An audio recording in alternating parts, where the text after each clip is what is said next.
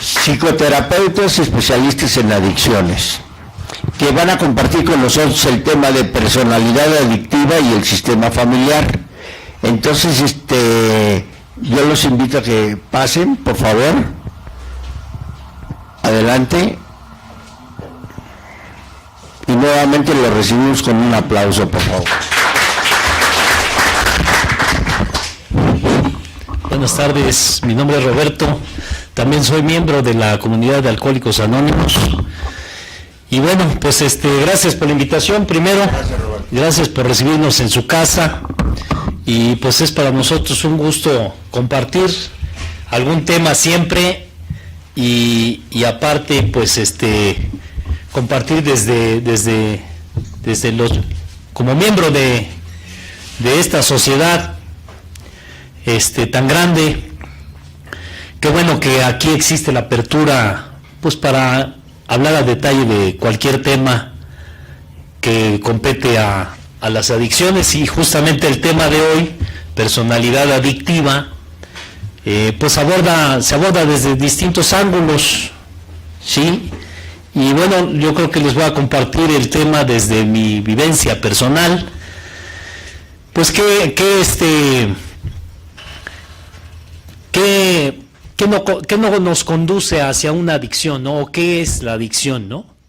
¿Qué es la adicción más bien? Es todo aquello que se hace en exceso, todo aquello que se hace en exceso. Normalmente, pues se tiende a estigmatizar un poquito el término adicción, ¿no? Cuando escuchamos adicciones, de inmediato nos remitimos a pensar en el consumo excesivo de drogas o alcohol, pero no nada más hay adicción a ese tipo de circunstancias, sino justamente la personalidad adictiva sí nos motiva a dejar una y a tomar otra, es decir, que vamos cambiando de ropaje, dicen por ahí los que saben de adicciones. Entonces, pues hay adicción a todo. Hoy en día está de moda los medios de comunicación, el internet, las redes sociales, todo aquello que realizo en exceso, sexo en exceso, cigarro en exceso, alcohol en exceso, relaciones de confrontativas en exceso, ¿sí? Pleito en exceso, discusión en exceso, algo me pasa que estoy lleno de ira en ocasiones y tengo que andar a la búsqueda de la gota que derrama el vaso, que colma el vaso, para que existe ese detonante, ¿no? Y así como en la infancia, en mi adolescencia, existió ese detonante, sí, ya de por sí, dicen por ahí, el niño risueño y luego le hacen cosquillas. Fue mi caso exactamente, ¿no? De crecer en una familia disfuncional, ¿sí? Con esa falta de estructura de padre y más circunstancias del sistema familiar, cuando todavía no había consumo de nada. Sí tuvo que venir el detonante para entonces que impactara algo en mi vida y motivara justamente a iniciar ese ciclo que yo creo que ya todos conocemos, que metiéndonos al ciclo del consumo o de la actitud en exceso, ya adictiva como tal, es difícil salirse de ella, ¿no? Y es repetitiva. Y a veces, a mí me gusta compartir este tema mucho porque a veces no nos damos cuenta, sin querer, pensamos que va implícito en la pertenencia o en la militancia o en mi constancia, en el nuevo hábito, ahora ya que estoy inmerso en este proceso de recuperación, se le puede llamar, o en este proceso de mejoramiento a través de un programa, pienso que ya va a ir implícito el que mis actitudes vayan cambiando y se vayan modificando de tal modo que me pueda arrancar o erradicar mi personalidad adictiva. Yo les puedo compartir hasta el día de hoy que no ha sido así, por lo menos en mi caso, no es así. Sí dejamos el consumo excesivo de alcohol y de drogas en su momento, pero hay secuelas que van quedando, y no nada más secuelas, sino qué actitudes de mi vida cotidiana me remiten otra vez a estar replicando mi personalidad adictiva hoy en día. Y yo les puedo enumerar varias. Aquello que algunas personas fuera de estos círculos de recuperación en la sociedad también nos conocen, han llegado a confundir y me han dicho, ¿sabes qué? Te admiro muchísimo por tu persistencia. ¿Sí? Ellos le llaman persistencia. En mí es obsesión. Soy obsesivo y soy compulsivo en la mayoría de los actos de mi vida, en su mayoría, ¿sí? Entonces, ahí sigue casi intacta la personalidad adictiva, ¿no?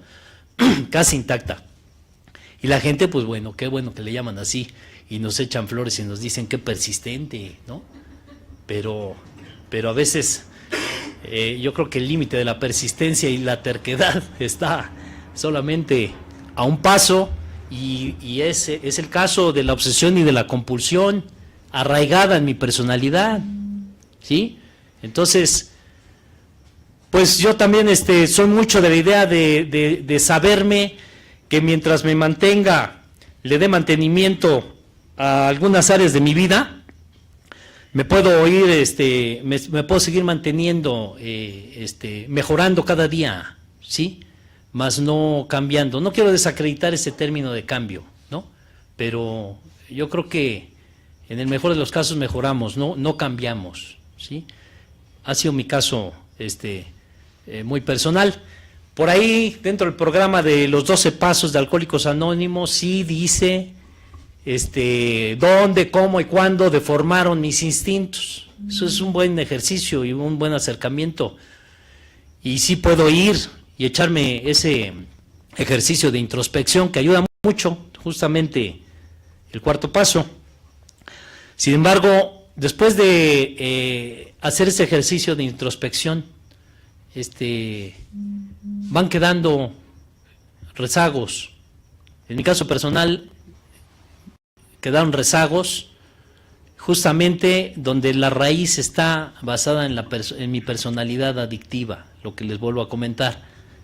Sí está bien, ya no hay consumo el día de hoy, pero qué actitudes tengo de mi vida cotidiana que me llevan a hacer, a replicar esa personalidad adictiva. La replico, ¿sí? Y pues se vuelve uno diestro porque empieza uno a agarrar otros adjetivos con lo que se suavice o se escuche menos agresivo y decir, bueno, pues es que estoy cambiando, ¿no? Estoy en ese proceso de cambio. Y hablando con honestidad, pues tendría yo que darme cuenta en qué áreas he mejorado y en qué áreas he empeorado y en cuáles permanezco intacto, ¿sí? Entonces, ese sería un buen ejercicio de honestidad para mí, a diario, ¿no?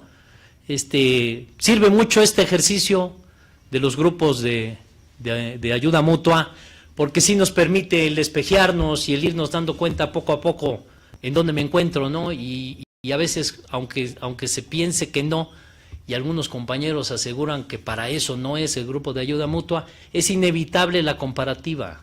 De hecho, es importante la comparativa justamente para que se dé ese ejercicio de espejearme y saber en dónde estoy parado yo para mí, sin rayar otra vez en la personalidad adictiva también, que es retroalimentativa de mi ego, ¿no? Porque les puedo platicar otra vivencia a flor de piel, a escaso un año, tener un evento que impactó mi vida a nivel emocionales en varios aspectos, y sin querer y sin darme cuenta y sin percatarme de ello, justamente empezar a retroalimentar mi ego y pensar que soy al único que le ocurrió de esa manera tan impactante, ¿no? que es al único que le sucedió así y es el único que no se puede restablecer de la noche a la mañana, ¿no? Y al ir al consultorio con mi amigo mi amigo Alonso, pues a veces me caía de peso la sugerencia oportuna y la sugerencia dada, y a veces hasta le decía, oye, no, creo que estás confundiendo, ¿no? Te está ganando tu misoginia, justificando, ¿no? Cuando claramente, pues el terapeuta, justamente porque se encuentra fuera es el que tiene una perspectiva más amplia y es el que en esos momentos puede estar capacitado para asistirlo a uno y darle una sugerencia, más objetiva, ¿sí? Sin tanta tendencia, ¿no? Sin embargo, o no tendenciosa más bien. Sin embargo, quien está padeciendo en ese momento, como yo estaba padeciendo ese desajuste tan tremendo a nivel emocional, una gran pérdida al grado de perder la identidad, así le pudiera yo llamar, ¿sí? Porque hasta ese extremo se transporta la personalidad adictiva, ¿sí? Extremista, en potencia, egocentrista, en extremo, ¿sí?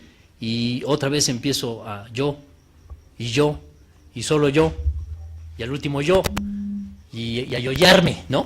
Queríamos, de hecho, compartir este tema desde aquí abajo, justamente para no replicar desde aquí arriba, la personalidad adictiva, tener una igualdad desde aquí abajo, ¿no? Sentaditos, una igualdad, porque justamente esto proporciona el que yo me suba aquí, ¿sí? Propicia en automático, pues que me empiece yo a yoyar y sea retroalimentativo del ego, ¿no? Cuando justamente tengo que romper con ese esquema, si es que quiero o pretendo mejorar, ¿no? Un ejercicio sugerido fue, échate una mirada hacia afuera, ¿sí? Una sugerencia terapéutica fue, échate un vistazo hacia afuera de ti, ¿sí? O sea, afuera lo que da vida, ¿no? No lo que el caminito ya recorrido que ya sabemos, no lo que da muerte, no lo que da desesperación, no lo que da conmiseración, no lo que, porque eso lo sé vender muy bien. Cuando caigo en desgracia, cuando caigo o algo impacta mis emociones, soy diestro para vender la desgracia y nutrirme de ella. Y pienso que esa es una manera correcta de salir adelante, ¿no? Y decir, espérate, no opines, déjame vivir con mi dolor, ¿no? Y aquí sigo en mi dolorcito. Pues sí, es correcto, ¿no? No se va a quitar de la noche a la mañana. Y el proceso de duelos, ahí entraríamos en otro tema, que mi compañero y amigo maneja bien, perfectamente, los duelos no elaborados, y cuando estos no se realizan, de qué manera nos neurotizan.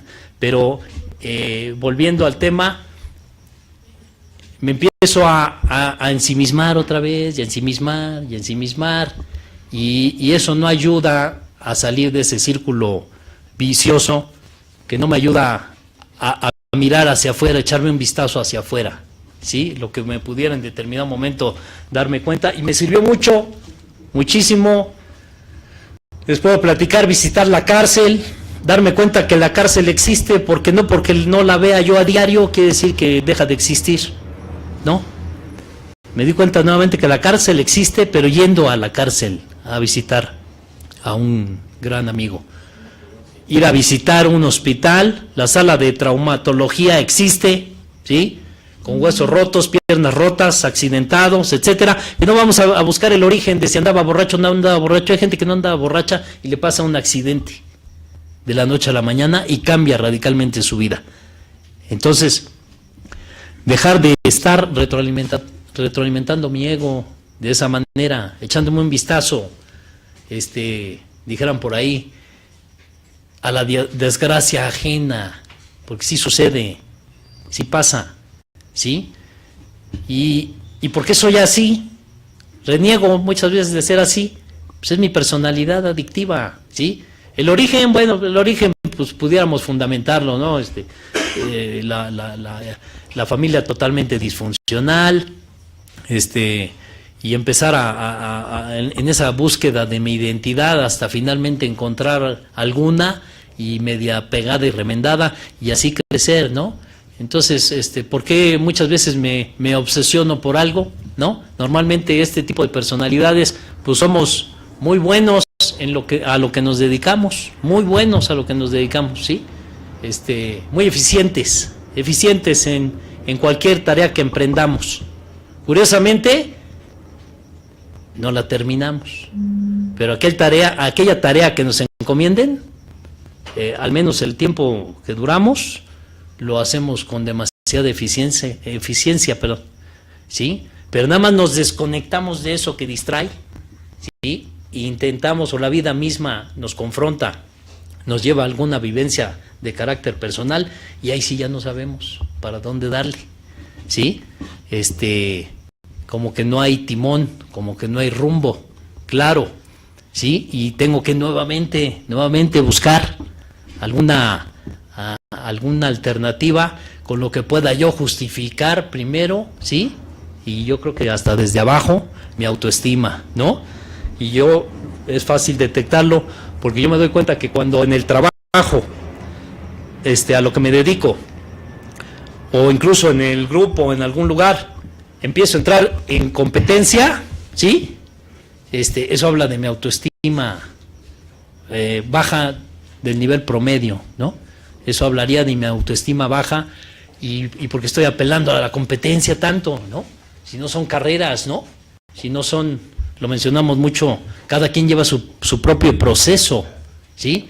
Y no son competencias, no son carreras, no es ver quién padece más, quién padece menos, quién la sortea de distinta forma mejor, y mira, él ya le hizo mejor y tú eres peor. Eso es entrar en competencia. O quién tiene en el menor de los casos, en el mayor de los casos se entra de automático en competencia defendiendo la razón y la verdad absoluta, ¿no? Queremos tener la verdad absoluta y eso no es posible, ¿no? Yo, sin el afán de juzgar ni de criticar el programa tan bello que en su esencia es espiritual, el de 12 pasos que ofrece Alcohólicos Anónimos, yo siento que la enfermedad ya nos está alcanzando y nos está rebasando, ¿sí? Entonces no soy de los alcohólicos reformistas, sin embargo siento yo, desde mi perspectiva, que sí requeriría o ameritaría una revisadita al programa y una adecuación, ¿no? Un ejemplo claro que tengo yo ahorita en mano, el programa habla de defectos de carácter, ¿sí? Así lo dice, defectos de carácter, ¿no? Pero en ninguna parte habla de trastornos de la personalidad como tal. Y eso es lo de hoy. Los trastornos de personalidad, gracias, ¿sí? Que tiene tanto padecimiento. Las generaciones nuevas, como ejemplo, nacidas del 2000 para acá, ya son distintas a los muchachos del 2000 para atrás y totalmente distintas a los de generación 70, 80, ¿no? Como mi caso, ¿no? Entonces estamos un tanto desfasados, ¿no? Entonces yo no voy a juzgar ni a criticar el programa. Funcionó bien en su momento, en los años 30, 40, 50, etcétera, ¿sí? Y está muy bien fundamentado y estuvo muy bien asistido de la psiquiatría, la medicina, psicología, etcétera, ¿sí? ¿Por qué no que sea el caso hoy en día? Hoy en día, en este 2017 para adelante, ¿no? Una adecuacioncita, ¿no? Justamente para que la gente tome rumbo con relación a un proceso el cual debe de ir viviendo en carne propia, pero mejor encausadito, ¿no? Más encausadito, más ajustadito, más adecuadito, para que en determinado momento sepamos qué tipo de personalidad tiene la persona que se acerca por primera vez o segunda vez o las que sean, quiere cambiar pero no sabe por dónde darle, y que sea el caso que ni siquiera sepa qué es lo que tiene, como en mi caso, ¿no?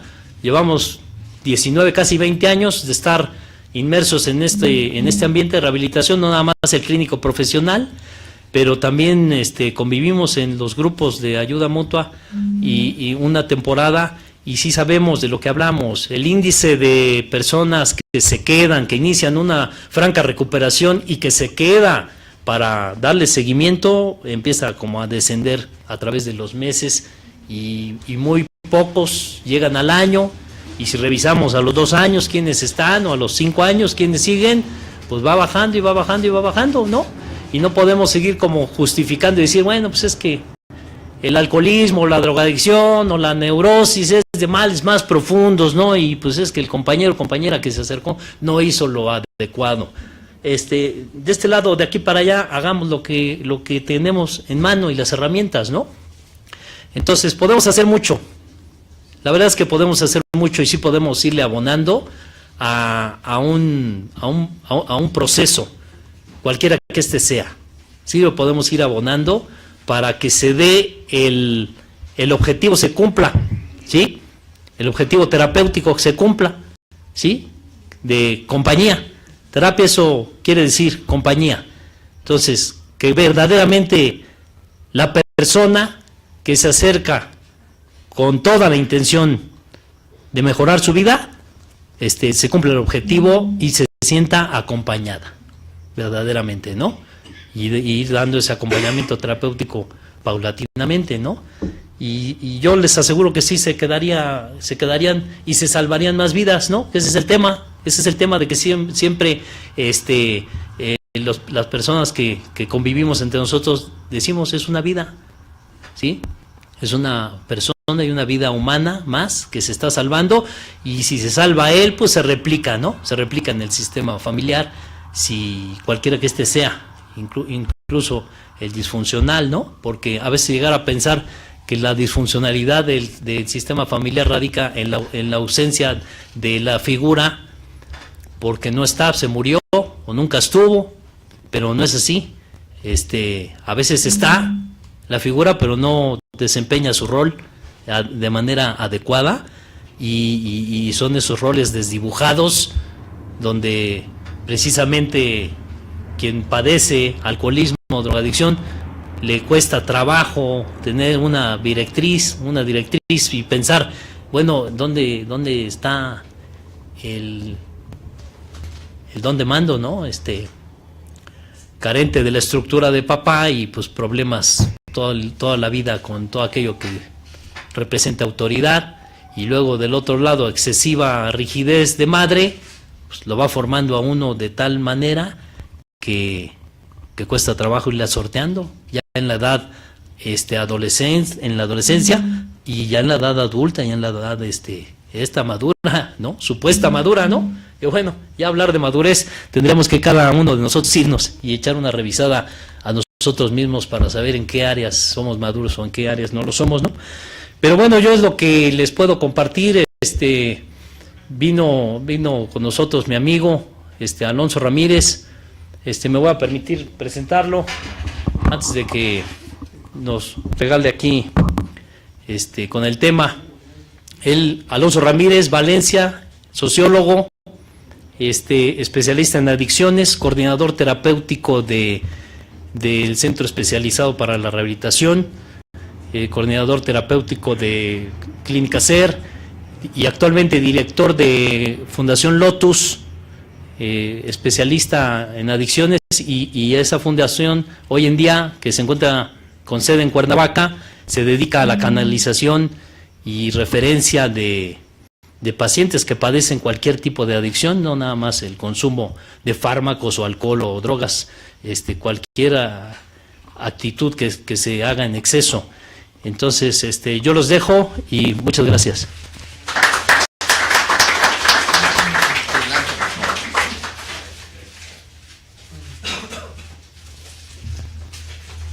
Gracias, buenas noches. Voy a quitar aquí el micrófono. Voy a pararme por acá, porque si no nada más se me va a ver el puro copete. Buenas noches, gracias por la invitación. Las palabras se confunden con la realidad. Decía Carl Rogers, uno de los pilares de la psicoterapia norteamericana, se puede interrumpir también la vida con muchas explicaciones, con muchos enfoques, con muchos pensamientos. Hablar y hablar y hablar, decía Kafka en una de sus novelas de El gorila, el monólogo El gorila. Hablar y hablar como expresión de mi esencial mudez. Es la historia de un gorila que apañaron en el África y lo llevaron, es una metáfora, ¿no? Se lo llevaron a Europa, le enseñaron a comer con tenedor, a vestirse con corbata y a decir con permiso, buen provecho y gracias. Y en uno de los renglones del monólogo dice esa frase: y me enseñaron a hablar como expresión de mi esencial mudez. Esa es la adicción, la expresión para no decir. Esa es una de sus acepciones. La otra es adictus, del griego, esclavo, adheridos, pepenados, sometidos a la lujuria, a la mota, al alcohol, al chisme o a uno de los personajes que nos dan identidad. Yo me atrevo a decir a lo largo de mi propia experiencia, la experiencia terapéutica con mucha gente, que la madre de todas las adicciones, así como Saddam Hussein y la madre de todas las batallas, la madre de todas las adicciones es la adherencia a uno de nuestros personajes que nos dan identidad, que nos dan sentido. El tema que me invitaron a hablar es el de sistema familiar, personalidad adictiva y sistema familiar. Entonces, cada vez que se habla desde un personaje. El que usa la tribuna está hablando del personaje, ¿no? De AA, de Alanón, de Alatín, de Alabá o de Alabín Bomba, ¿no? Cada que se habla desde un personaje. Decía Octavio Paz, ¿quién habla cuando hablo yo? A mí me invitaron a participar, a hablar de personalidad adictiva y sistema familiar. Ya al utilizar esas palabras ya es una perspectiva, ya es un personaje. ¿Cuál se imaginan ustedes? Voy a hablar un ratito, no sé cuánto se pueda, para luego hacer retroalimentación. Si me permiten, les propongo preguntas, no toritos, por favor, sino preguntas genuinas a partir de lo que pueda yo expresar. ¿Quién habla cuando hablo yo? ¿Quién habla cuando habla cada uno de nosotros? Una de las magias de los grupos de mutua ayuda, sea el que sea, es que cuando empezamos a oírnos a través del otro, es una experiencia ego-reductora, relativizamos nuestro yo. Pero el quién habla cuando hablo yo es, lo estoy diciendo porque siempre que se habla desde una perspectiva según el personaje del que está hablando. Sistema ya connota un lenguaje, un discurso. A ver, vámonos a concretando un poco. Cada personaje maneja un discurso, una perspectiva que le exige un discurso. Si tú tienes una bronca, tienes un momento en tu vida álgido, ¿no? Desquebrajamiento de identidad, decía Roberto, alguna crisis, una pérdida, lo que sea, vas con un sacerdote y te va a decir seguramente, desde su expectativa va a decir, mi hijo, te hace falta Dios. Vas con un psiquiatra y seguramente va a decir, no, te vamos a hacer un electroencefalograma, porque vamos a ver qué pasa ahí con alguna conducta que tienes, a lo mejor es una situación psiquiátrica. Vas con un neurólogo y te va a decir, seguramente te falta litio. Vas con un sociólogo o te vas con un psicoterapeuta, te va a decir, vamos a ver qué onda con tu entorno familiar, con la naturaleza de tus vínculos, cómo te relacionas, cómo ha sido tu vida, tu circunstancia. Ahora, todas esas perspectivas, todas tienen razón. Ninguna perspectiva tiene el monopolio de la verdad, de la apreciación total. Esta multidisciplinariedad que debería ser disciplinada para poder ayudarnos los unos a los otros, sigue siendo hoy en día un gran reto, tanto en los grupos de mutua ayuda como en las ciencias sociales y las ciencias psicológicas, la clínica y la terapéutica. ¿Me explico?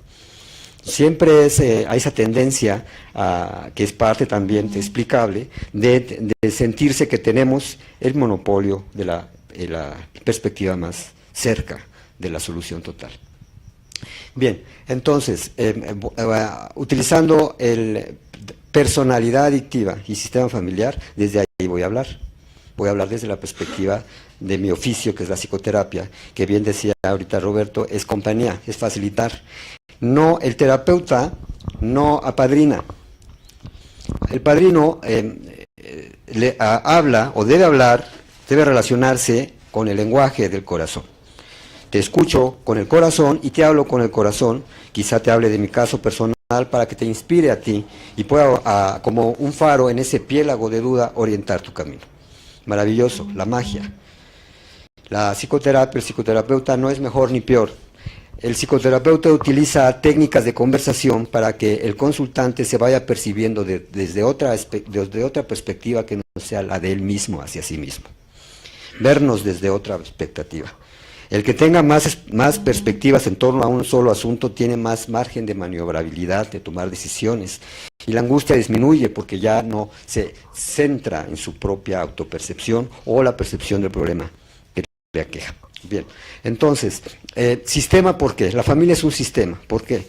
Porque cada miembro del sistema, desde cada miembro de la familia, depende de uno del otro. Nos guste o no, es codependencia. Un sistema familiar es, dependo, mi estado anímico, mi estado emocional, mi identidad. Obviamente, si le va mal a mi hijo, tiene que afectar mi estado anímico. Si se enferma un miembro de la familia. También es un sistema porque son alianzas, es una historia de traiciones, de encuentros, de desencuentros, de infiernos, de cielos, de divinidad y diabolicidad. Las peores relaciones se llevan dentro de la familia, siendo empíricos y realistas, y las más maravillosas y enriquecedoras del alma también. La familia es el infierno, pero también es el cielo. Sartre, un filósofo de los años 60, decía, el otro es el cielo. Más bien al revés, él decía, el otro es el infierno, así es.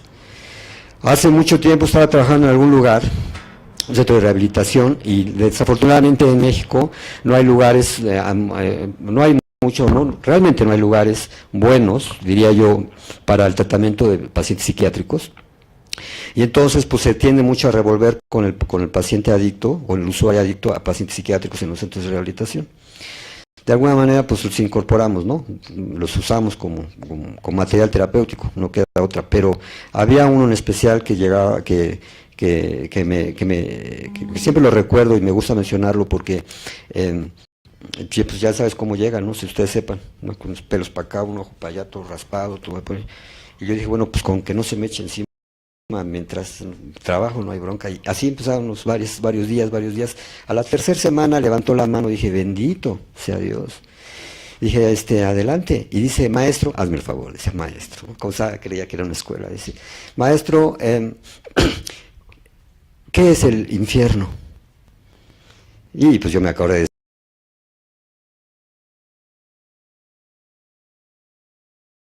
el que te desacredita, el que no compra tu personaje, el que se ríe de ti, el que te traiciona, el que no se enamora, el que no te quiere como quieres que te quiera, no me quieres como yo quiero que me quieras, el que no cumple mis expectativas, el que no hace lo correcto, el que está mal, el que tacha mi hoja, el que tacha mi identidad, es el infierno. Y entonces dije ya, pues que se queda parado y me dice, ¿y el cielo? Puta, pero yo como soy yo, pues a fuerza que le completé a Sartre, ¿no? Y le dije, el otro, el que te apapacha, el que te consuela, el que te escucha, el que te compra, el que te aplaude. Y yo normalmente hago lo siguiente, porque eso va hacia la cuestión de la personalidad adictiva y cómo se va desarrollando, ¿no? Por ejemplo, ahorita, apláudanme, por favor, apláudanme así físicamente. Ahora, abuchéenme. Regresen las entradas. O sea, todo aquel que tacha mi identidad es el ojáis de la historia. Es el traidor, es el que me cae mal. Y todo aquel que me acepta, que me compra mi autoimagen y lo que yo quiero que cómo me perciban, ese es buena onda. Hasta me puedo enamorar de él. ¿Cómo se desarrolla la personalidad adictiva dentro de un sistema familiar? Entonces, el sistema familiar es la historia de un intento de comunidad, ¿no? De un intento de comunidad que tiene fundamentalmente la intención de cumplir ciertas funciones. La familia funcional es la que en un grupo donde cada miembro de la familia come, se tapa en un techo, se viste y tiene identidad que se dan mutuamente. Yo soy papá, yo soy hijo, tú eres la mamá. Y cada rol está definido. Hay gente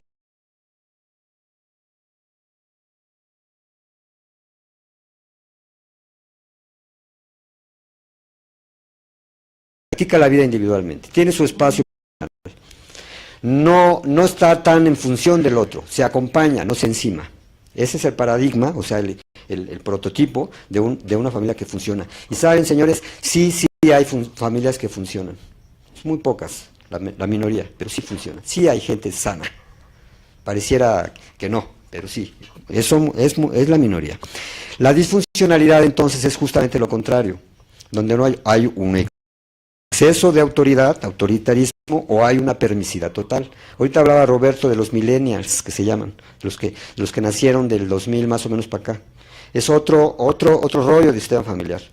Entonces, a eso también podría ahorita referirse Roberto, acerca de cómo abordar, qué terapéutica, qué compañía, qué facilitación se tendría que hacer en el timing, en el alma colectiva actual de los chavos.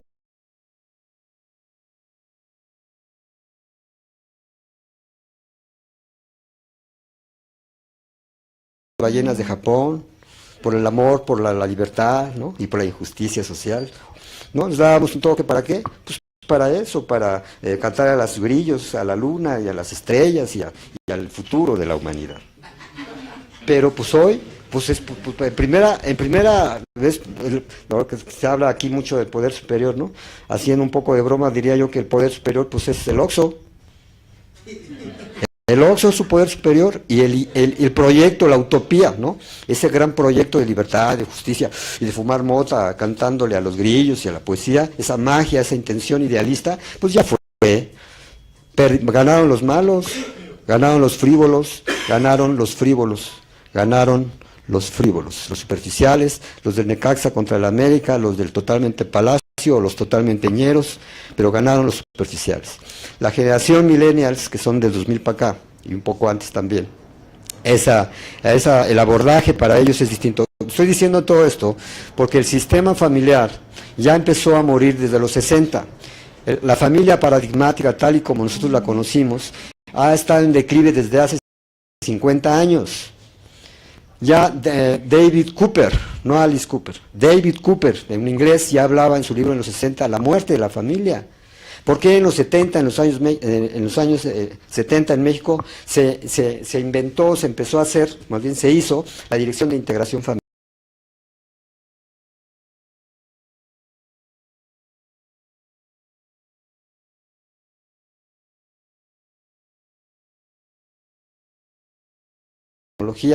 Pues la familia como tal la tenemos en nuestra mente, pues ya nada más está en nuestra mente.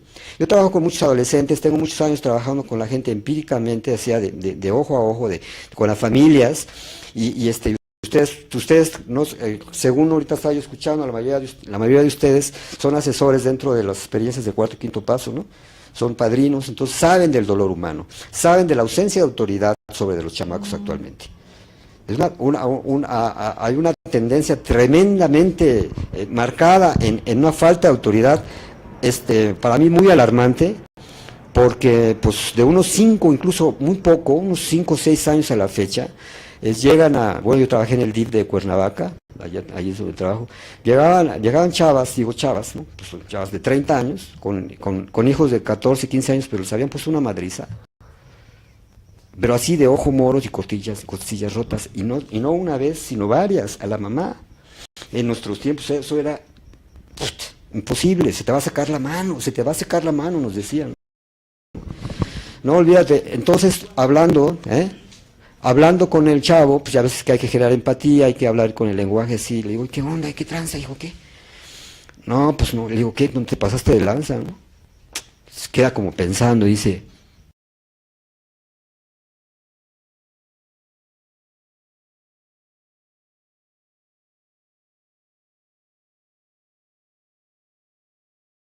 ella empezó.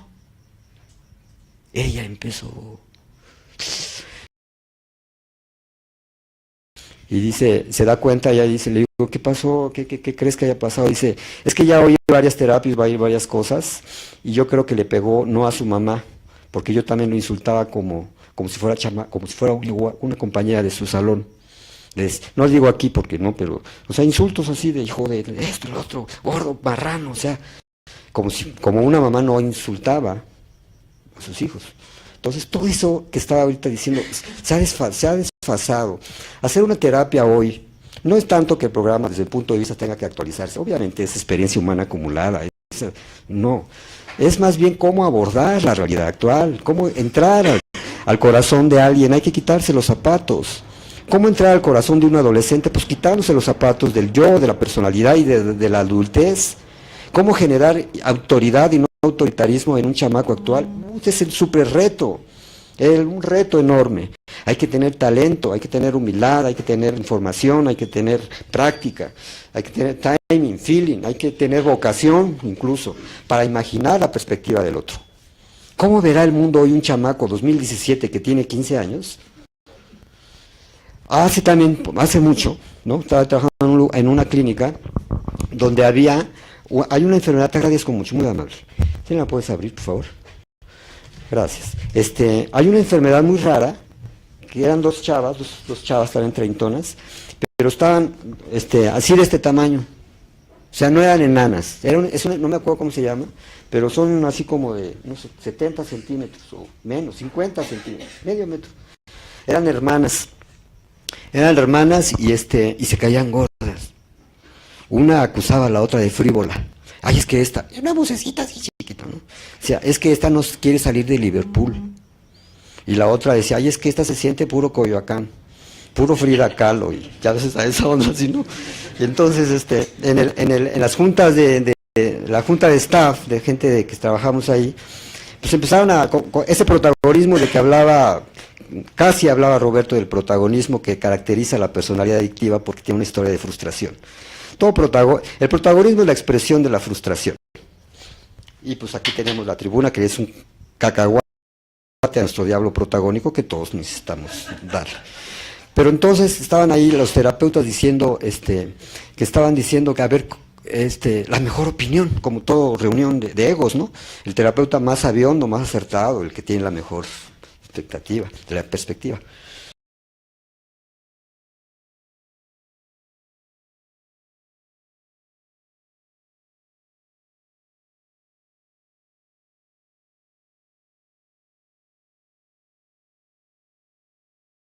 Imaginamos qué tan lejos está la taza del baño. De 40 centímetros, creo que digo que medio metro, 40, bueno, es como 50 centímetros. ¿Cómo verá el mundo una persona a sus 50 centímetros de estatura? Es como cuando me decían a mí de chiquito, ¿y cómo están las cosas por allá abajo, no? O sea, ¿cómo se verá el mundo desde el otro? La famosa empatía. Bueno, la personalidad adictiva se va formando, podemos decir factores comunes, podemos decir teorías, generalidades más bien, y pueden ser acertadas. Pero una de las cosas que yo me he dado cuenta a lo largo de los años de trabajar en esto es que cada proceso, cada persona tiene un proceso individual, pero utilizando el lenguaje, que es inevitable e indispensable, sí podemos decir que hay una constante, el miedo, y una equivocada respuesta al miedo. El miedo es la historia del hombre, es la historia de las sociedades y la historia de cada individuo. Cuando la persona, ¿no? Porque ya que hombre y mujer, cuando la persona nace del cuerpo de la madre, nace con miedo. Salen al chamaco y lo primero que darle así para que jale aire, ¿no? Para que jale aire y llore, y sienta la vida, sienta el miedo, y te ganarás la vida con el sudor de tu yo, de tu interpretación y la respuesta que le des al miedo que vamos sintiendo a través de la vida. Fuimos expulsados del paraíso, es decir, de la seguridad total. Y lo contrario a la seguridad es el miedo. Entonces la historia del hombre es la historia del miedo. La esencia del desarrollo de la personalidad es el miedo. Personalidad es una palabra que se refiere a nuestra forma de responderle a los demás, a lo demás, al frío, a la noche, al rechazo, al aplauso, ¿no? al reconocimiento, a la soledad, al calor, al dinero, a la ausencia de dinero, a la vejez, al recuerdo, a la noche, a los animales, a la ciudad, a la traición, a la lujuria, a la vida y a la muerte. La personalidad es una palabra que se queda corta. Las palabras siempre se quedan cortas frente a la vida, frente a su misterio, frente a la vida y su misterio. Entonces, la personalidad es una palabra que se refiere a cómo aprendemos a ser con los demás, ¿no? Entonces, la esencia de la vida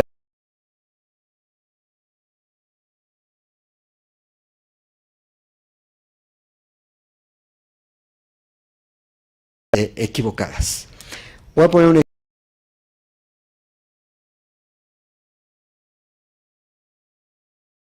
de los miembros de la familia que tienen un agresor en la infancia, en la infancia de los que hay está la esposa, están los hijos, están los integrantes, y hay un alcoholicote, agresivo o no agresivo, o un agresor aunque no sea alcohólico.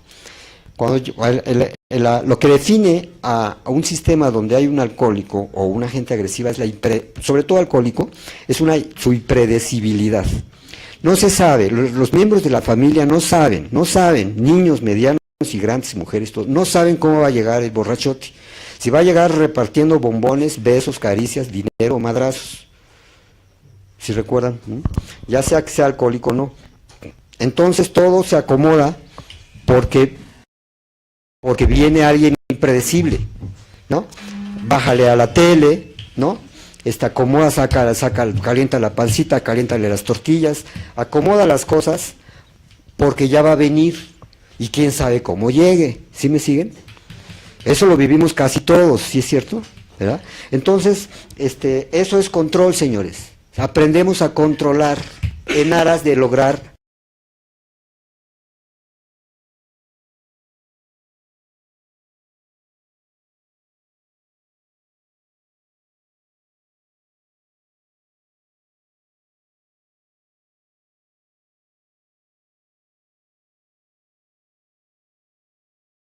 uno de los rasgos de la personalidad adictiva. La controlitis no nada más es que el otro te haga caso en tus indicaciones, sino es querer que a fuerza el otro esté bien. El otro debe estar bien, emocionalmente, le debe ir bien. Control es que también pretender que el otro siempre esté bien. Ahí empieza, ahí es aquí AA nos está dando la propuesta, la aceptación de que somos impotentes frente al otro, frente a la vida del otro, frente a la enfermedad del otro, frente a la forma de ser del otro, frente a un chingo de cosas, somos impotentes, pero nuestro miedo nos hace justamente tener ese rasgo de personalidad adictivo que es producto del miedo, y es la cuestión de querer el control de la vida, de los demás, del futuro y de la seguridad. ¿Qué pasa con esa tendencia? Frustración. Y el frustrado, sigue la secuencia, ¿no? El frustrado quiere que todo a su alrededor fracase para justificar su mediocridad. El frustrado se hace protagónico. Como dice Elizondo, ¿no? El de la borrachera seca. En la boda es la novia y en los entierros es el muerto, ¿no? El protagónico siempre es la estrella del programa. El protagónico brilla. El protagónico se burla. Su sentido del humor es sarcástico, es hiriente, es burlón. El protagónico intoxica, opaca, y se opaca a sí mismo, intentando brillar. Entonces, el sistema familiar se va dinamizando, se va enfermando a través de las respuestas de cada miembro de la familia al miedo inherente a la vida. Bien, hay muchas cosas. Yo quisiera, para que platicáramos todos, y así como que me organizo más, ¿no? Que me hicieran preguntas, porque ahora sí me gustaría continuar diciendo, bueno, ¿qué hacer? Porque podemos, puede ser aburrido o interesante, describir el por qué llegamos a ser adictos, ¿no? Y con la familia funcional, la disfuncional, y dar una serie de perspectivas, pero es ¿qué hacer? ¿No? Sabemos, ustedes lo saben más que yo, que ustedes acompañan, asisten a que la gente exorcice, ¿no? Haga catarsis, haga una limpieza, diría Lupita D'Alessio, una limpieza al armario, ¿no? Que pueda sacar, ¿no? Y luego reinterpretar, porque te ganarás la vida con el sudor de tu interpretación. cómo reinterpretar después de la catarsis. Si hay catarsis y una una reinterpretación deficiente, como que el proceso terapéutico se ve truncado. Por ejemplo, guacareamos o hacemos una catarsis de los abusos del papá o de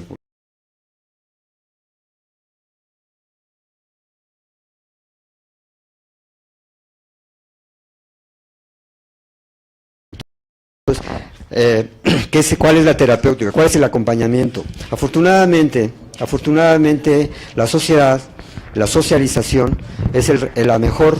Yo, si quisiera ser lapidario, contundente o atajar el camino de mi discurso desarticulado esta noche, es ¿cuál es la práctica? Porque no es el entender las cosas.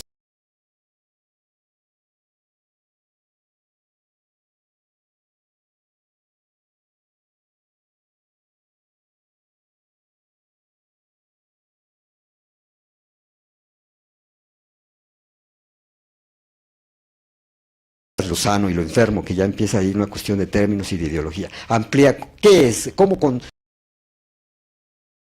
nosotros y en los demás una vida más amplia, una personalidad más amplia? ¿Cómo desadictivizar la personalidad? ¿Cómo desprotagonizarla? ¿Cómo asomarse afuera de sí mismo? Porque así, yo soy sociólogo, soy un hombre académico y todo, pero estuve en un centro de rehabilitación hace 17 años, en un anexo, donde, imagínate qué proceso tan interesante. Yo llegué a un anexo después de estudiar sociología, y ustedes saben que en estas carreras pues se lee mucho, ¿no? Y se sabe esta cosa, y que Diderot, que Montesquieu, que Marx, y que la economía, y que, ¿no? Y todo eso, y de repente te ves ahí sentado sabiendo tanta cosa, qué maravilla. Qué gran lección, qué gran lección. Y eso me ayudó a saber que el conocimiento en sí mismo no garantiza la...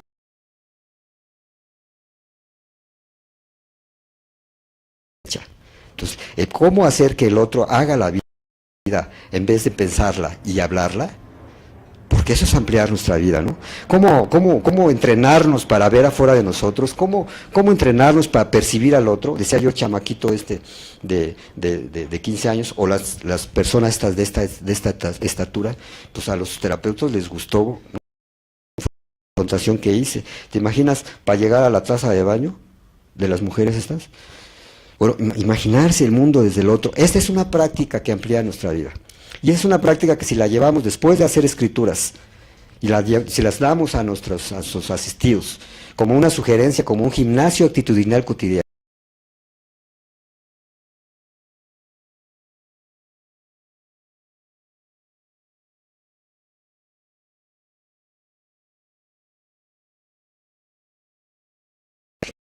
que sea esto una suerte de gimnasia actitudinal. Una gimnasia actitudinal que consiste en practicar, no nada más en desear y en poder entender, sino practicar, imaginarse cómo ve al otro, cómo ve el otro la vida, cómo la vive, cómo la siente.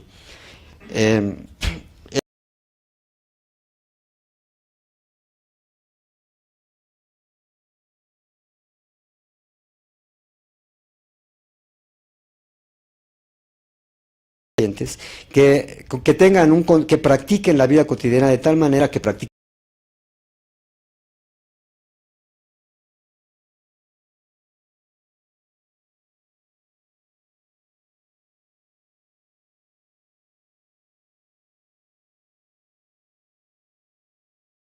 da sentido y me da identidad a mí. Por eso es un sistema familiar, porque el significado que nos damos unos a otros nos da sentido en nuestra vida. Yo soy el hijo, tú el papá, tú la abuela, tú el hijo y tú el nieto, y él es el perro y él es la sirvienta. Pero detrás de la sirvienta no hay una mujer, o es un misterio, es una persona. Detrás de la abuela hay una persona, ¿no? Detrás de la mamá hay una persona que también tiene lujuria, que tiene miedo, que tiene alegría, que tiene misterio, que tiene es otra versión de mí. Es otra persona. No sé si estén captando mi propuesta, es decir, ver al otro no solo por lo que el otro es para mí, sino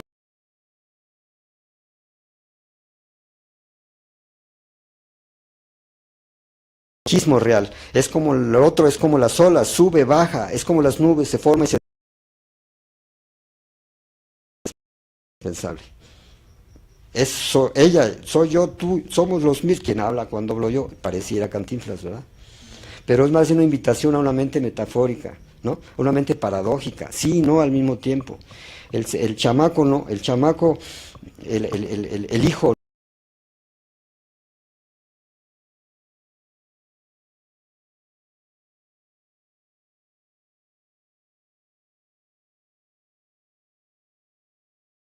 Ese es el gran drama. Yo veo como la gente mis otros mamá por teléfono porque están lejos.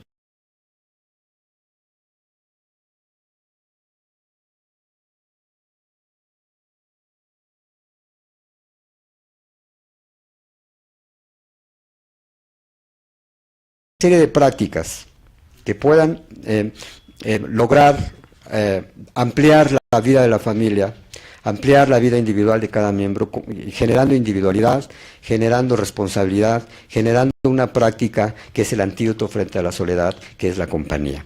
La gran pregunta o el gran reto es cómo lograr acompañar, no solamente lo que es a nivel terapéutico profesional, cómo lograr acompañarse dentro de la familia, ¿cuál es una familia funcional? Pues la que se toca mucho entre ellos, se ven a los ojos cuando hablan, se pelean y se despelean rápido. ¿Se pelean? No, una familia funcional no es la que se sienta a comer Choco Crispies todas las mañanas, según Televisa. Una familia funcional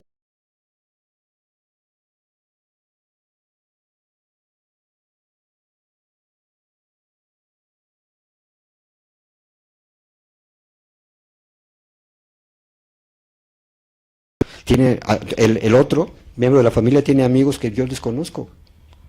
No es de que, pues es que eres mi hijo, tengo que ver todo, eres mi mamá, eres persona.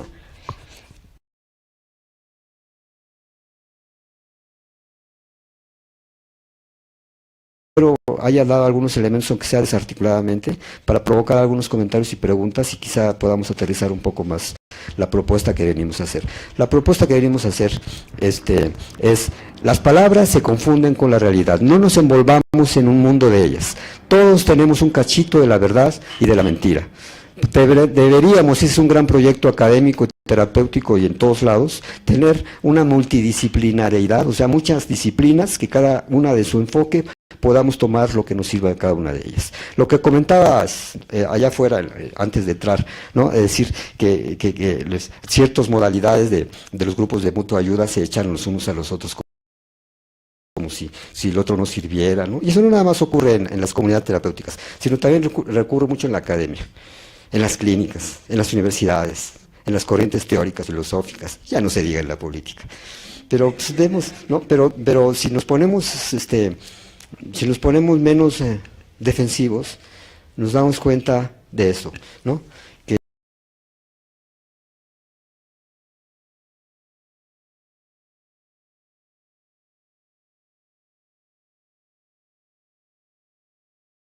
inicialmente. Tú llevas un paciente con una cierta sintomatología.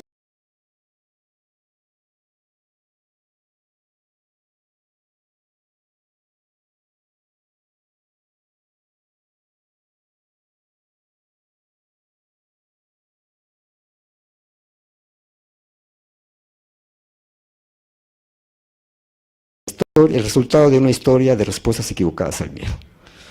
Y otra propuesta es, como alternativa, entrenémonos mutuamente a percibirnos no solo por el significado que tenemos unos con otros, sino como lo que somos, un misterio los unos con los otros. Esa sería en general la propuesta que desarticuladamente hoy he tratado de dar. No sé, por favor, ayúdenme haciendo comentarios o algunas preguntas concretas. Que no sean toritos, por favor. Por favor. Comentabas acerca de esta conducta adictiva donde una de las características es el miedo. Sí. ¿Quieres este? No, está bien. ¿Está bien? Sí. Perdón. Comentabas acerca de que una de las características adictivas es el miedo. Y también hablabas de propuestas. ¿sí? Una de las propuestas que se le quiere dar vida en estos grupos, por lo menos aquí, es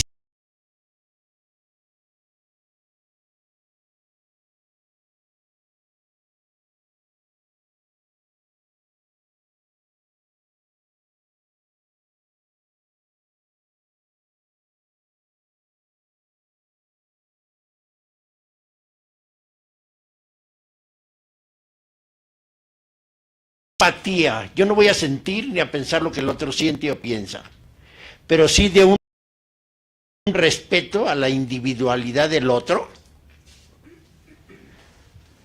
para tratar de ser mejor con lo que yo pueda transmitir, o mejor todavía, mostrar con ejemplo el cambio de vida que uno ha sufrido después de venir del miedo, después de venir del consumo, después de venir de esa ausencia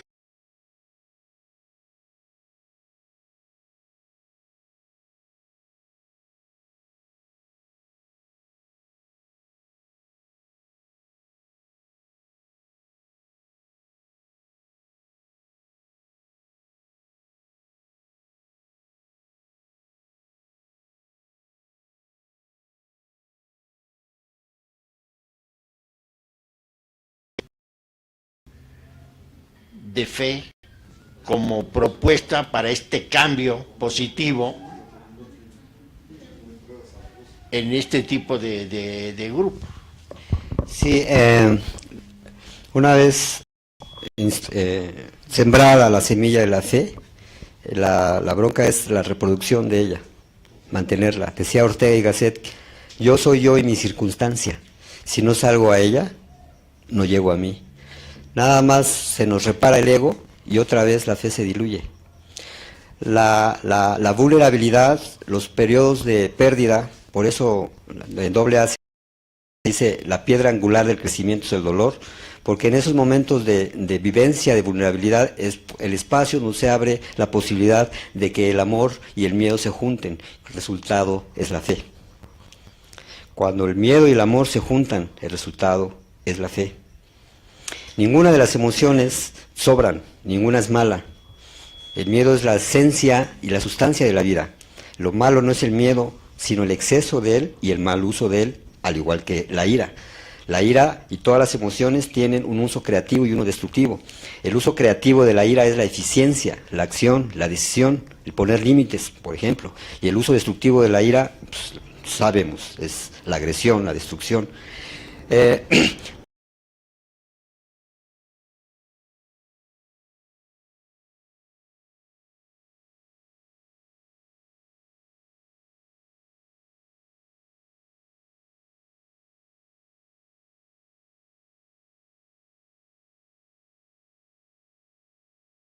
No nada más lugares, decía, yo decía, iba yo a decirlo porque no platicaba mucho allá afuera de la banqueta, pero hay mucha gente, tú convendrás conmigo, que practica la vida muy cerca del programa de 12 Pasos sin conocer los grupos de autoayuda. Mucha gente practica el programa y no tiene una menor idea que existan estos grupos, ni que esté redactado de esa manera. La que está haciendo quesadillas, salsa o verde, verde o roja, le echa queso, hace, brinca, se ríe, vive, suda. Gratitud, porque mucha gente habla de gratitud, pero la gratitud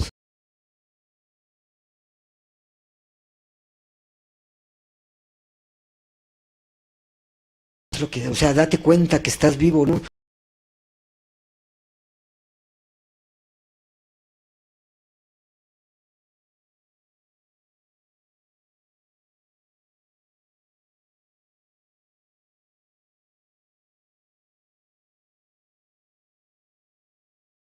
La mayoría son chamacos, porque yo he tenido una experiencia ahí, ¿no? De no estar yo, sino de un familiar. Entonces conozco la cárcel como familiar.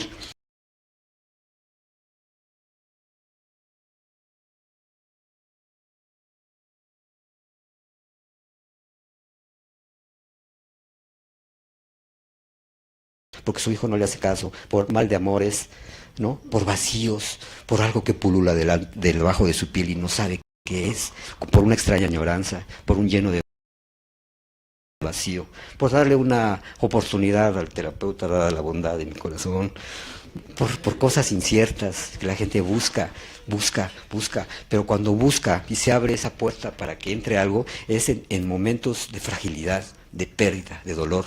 Por eso Obrea lo dice.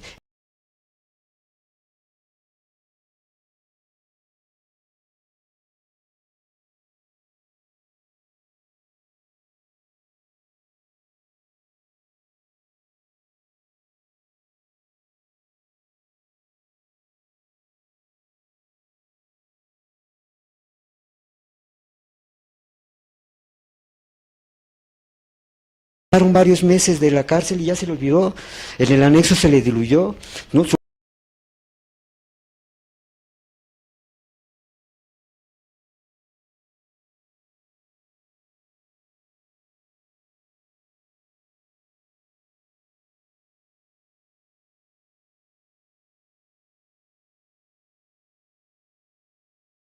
Practicar las virtudes o los valores que acrecientan nuestra alma, cultivar el alma.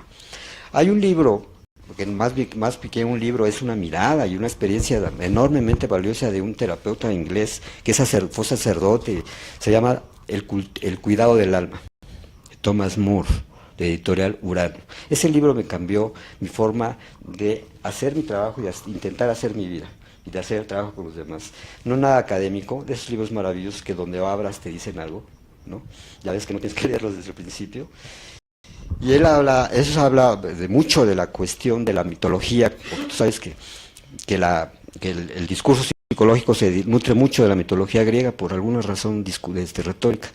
Pero él menciona a Ficino, un filósofo del siglo XI, que como médico, ¿no? Y dice el libro, dice él, que según el padecimiento que tuvieran sus consultantes, él los mandaba a caminar por cierta vegetación. Usted está muy madreado de tal cosa, váyase a caminar por los abedules. Usted váyase a la playa. Usted váyase a los cipreses. Usted váyase a la chingada. No. O sea, los mandaba a caminar por diferentes lugares. Y el alma y la fe. El alma no como una entidad religiosa, no, el alma como el sacudir un trapo que estás en el lavadero y que te llega la brisa. ¿Eh? ¿Lo qué? Etéreo. Podría ser. Al mismo tiempo, lo que es la vida en el instante, ¿no? El ajonjolí, las enchiladas. Claro, con verde o roja. El alma es el arete, el filtreo. Aunque no sepa, por ejemplo, va el metro para acá, ¿no? Y el metro para allá. Vas recargadito en una ventanita, la de allá o el de acá, o sea, dos contra, o sea, melón o sandía, perro chico.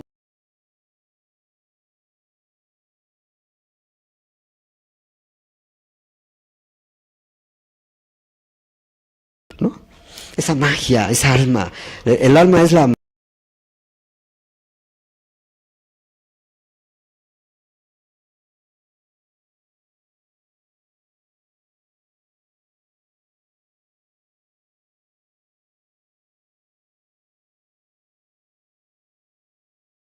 y se va mi vida. La vida se aleja y nos deja llorando quimeras, decían los panchos. Hay que saber que la vida se aleja y nos deja llorando quimeras. Y se va el metro y me voy yo y la vida se va. Decía justamente John Lennon allá por el 72.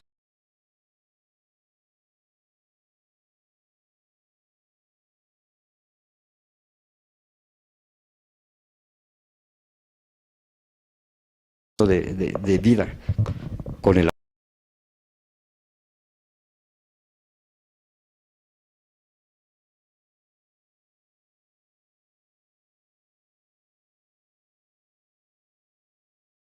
mutua, acompañar, ¿no? Algún otro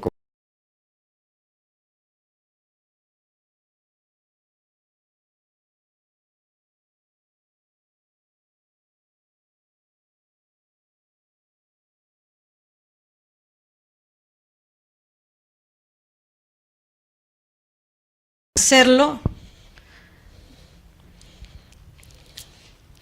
fácil en un grupo? Llegar como si fuera la primera vez, diario, aunque llevemos 10, 15, 20 años asistiendo. Ese es el gran reto. Protagonismo, o sea, ahí no es fácil, no es fácil. Pues habla mucho de practicar la humildad como una práctica. Yo lo acabo de decir, aquella persona que tenga 10, 15, 20, 30 años frecuentando, asistiendo a los grupos de mutua ayuda y tenga esa actitud, ¿no?, cercana a la de la primera vez, ese sería el mejor antídoto frente al sistema de creencias que se va como perceptiblemente llenando de autoimagen dentro de los grupos de mutua ayuda. Mucha gente se ahuyenta por eso, mucha gente se ahuyenta por eso. Por lo bueno que aquí no hay nuevos ahorita para poder decir eso. Cuidado con eso, porque sí se ahuyenta la gente. La gente, lo más valioso, ustedes convendrán conmigo, es esa magia de que cuando la gente llega y se siente arropada, comprendida, ¿no?, protegida, no juzgada, arropada, pues, ¿no? Su cafecito, Panchito, digo, sí, su cafecito a Panchito, Panchito, ese abrazo. Pues yo cuando llegué también, yo dije, oye, ¿qué onda esta comunidad? ¿Qué onda? ¿No? No, ese contacto físico rico, amable, te llevo, una cosa maravillosa. Ya luego, si perceptiblemente o se puede, la gente se va llenando de una autoimagen, de una personalidad dentro de aquí, que si bien es útil, porque es como una figura paterna. Qué bueno que dices eso, porque me da pie a decir que las figuras que no hubo en tu casa, sí las completas en las instituciones sociales, incluyendo los grupos de mutua ayuda. Hablando un poco teóricamente, la formación de la personalidad está determinada por la relación que hay entre lo materno y lo paterno. En nuestra cultura, hasta hace poco, lo paterno nos daba la capacidad de esperar, de ser disciplinados y recibir límites, es el papá. Y lo materno nos daba la seguridad básica que nos da el apapacho, la comida, el abrazo. Esa era la función fíjate, ya hablo de pasado, era la función de la mamá, ¿no? Mi hijito, vente para acá, dale de comer, pero el papá era el de, órale cabrón, chíngale. Entonces, mucho de ese paradigma se puede ver en la religión en México. En los últimos, ya como un enfoque sociológico, el Dios católico es mucho es materno, porque hagas lo que hagas, Dios te cobija, te ama. El Dios inglés, protestante, el de Inglaterra, el de aquellos, es gáname. Entonces, por eso esas sociedades tienen otra, incluso puede ser causa del desarrollo económico que han tenido, o sea, son más de chíngale, gáname. Entonces, entre el equilibrio que hay, o el desequilibrio que haya, entre lo paterno y materno, es el resultado de una personalidad endeble o fuerte, ¿no? Entonces, cuando la gente ve eso, dice, uy, pues ya está todo perdido porque ya tengo 15, 20 años o 30, y mi familia, mi papá fue o muy permisivo, o no estuvo, decían, ¿no? O fue autoritario, o hubo una disfunción en torno a... Pues, ¿qué creen, no? Que afortunadamente, ¿no?, la práctica de la comunidad creativa, que sería la socialización creativa, que es lo que se hace en estos grupos, y debe hacerse en estos grupos. Aquí es socializar creativamente. Sí, y vamos encontrando, nos demos o no cuenta, consciente o inconscientemente, buscando inconscientemente y encontrando a veces, ¿sí?, personas e instituciones a través de las cuales completamos figuras que traemos de la infancia inconclusas. Ese es el padrino, por ejemplo. El padrino es indudablemente una prolongación de la figura paterna. Por supuesto que es la prolongación de una figura paterna. Y el grupo, ¿sí?, el cobijo es la prolongación de la mamá, de lo materno, que da seguridad. La gente que no tuvo mamá, ¿no?, la gente que no tuvo suficiente madre, es insegura. Le da miedo, es tímida, demasiado, no por esencia, sino por aprendizaje. El que no tuvo papá es un güey que no acaba las cosas que empieza, no es disciplinado, no tiene la famosa intolerancia a la frustración. Entonces, no es ningún secreto, ni hay que ser terapeuta ni psicólogo para saber que buscamos muchas veces nuestro papi, nuestra mami y nuestras parejas. Buscamos sin darnos cuenta completar lo que llaman la terapia Gestalt, figuras. Gestalt, que es una palabra alemana que quiere decir figura. Y entonces la Gestalt dice que traemos figuras no resueltas desde de la infancia, como estas, la relación con el papá o con la mamá. Entonces esas figuras, dice, el axioma dice, la Gestalt tiende a completarse por naturaleza. O sea, si yo suelto esto va a caer, ¿no? Así por naturaleza las figuras que traemos pendientes quieren resolverse, por eso te enganchas con quien te enganchas. Por eso te enamoras de los mismos tipos de cabrones que te enamoras. Y tú dices, pero ¿por qué me tocan así? Pues es que tú te los estás justamente seleccionando de esa manera.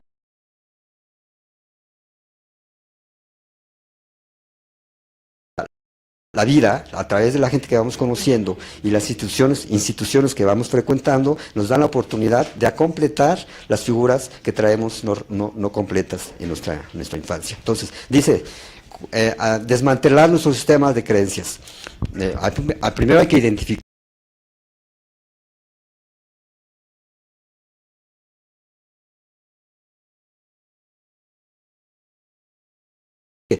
que de afuera nos viene la solución.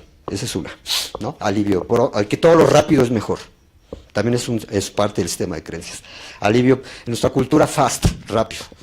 La cultura fast en el que el avión más rápido, el internet más rápido, todo lo rápido es lo mejor. Y justamente desde Oriente nos gritan, pero ¿qué pasó? Tienen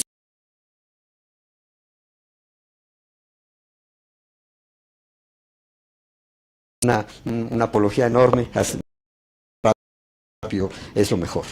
Y ese es parte del sistema de creencias. Y la otra es ser el mejor, la competencia, ser el mejor.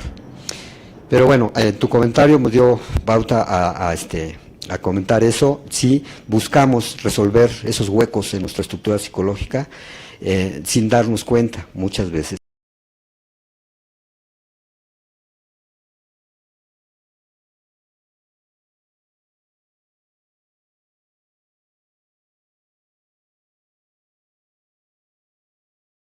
Adelante. Yo tengo una pregunta, tal vez un poco extensa, pero vaya, no es ni queja ni mucho menos, ¿no? Al final del día tuvo que pasar porque tuvo que pasar, pero estaban comentando mucho sobre la frustración. Sí. Sobre prácticamente la ignorancia hace que yo me maximice mis idioteces, ¿no? Esa es la palabra para mí correcta, ¿no? Maximizar mis tonterías al paso de mi caminar. Vaya, hice por conocer, por prepararme, precisamente para maximizarme, ¿no? Y al contrario, me fui bajando cada vez a cada peldaño y no me fue agradable.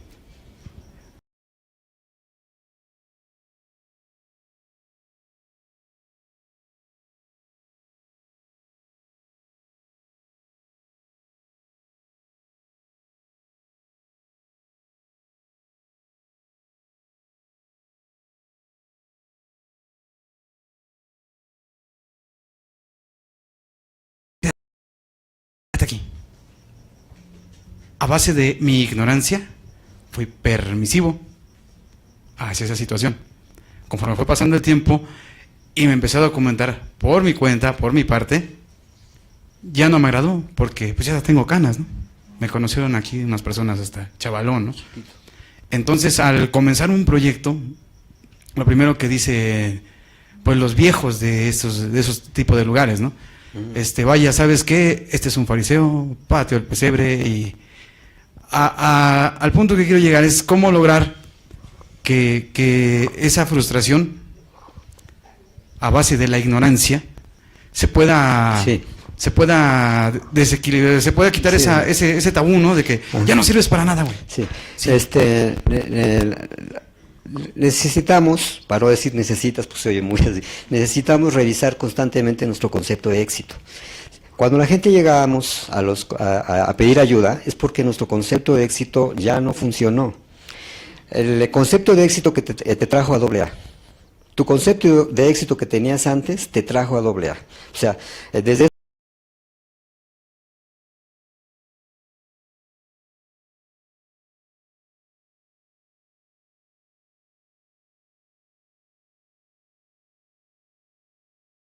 entre todos tenemos que reciclar y redefinir un concepto de éxito nuevo. Por eso hablé hace rato que tengas o no dinero, es decir, yo y mucha gente como yo, y ustedes me entienden también, ante la sociedad somos fracasados. O sea, yo tengo 47 años y no tengo un clavo, no tengo patrimonio, no tengo nada, pero me considero una persona exitosa. Socialmente ni económicamente, existencialmente sí, amigo. ¿Por qué? Según yo, porque así me conviene pensar, ¿no? Hay gente que se ha topado con mi vida y ha orientado su vida para bien. Yo ya tengo éxito, porque ¿sí me explico? A la gente se ha topado con mi vida y mi vida ha servido para que el de otro mejore. Que a toda madre, ya tenga o no dinero, ya es importante, pero no es esencial. Entonces, lo que yo te propongo es que revises y te acerques con la gente, ¿no? Con nuevas personas. El padrino que te asesoró, pues quizá cumplió una función en algún momento de tu vida, pero ahora necesitas otras perspectivas, otras propuestas adecuadas al momento en el que estás. Pero todas esas propuestas adecuadas al momento en el que estás, insisto, en aras de actualizar, ampliar tu concepto de éxito, va en relación a qué es lo que desees.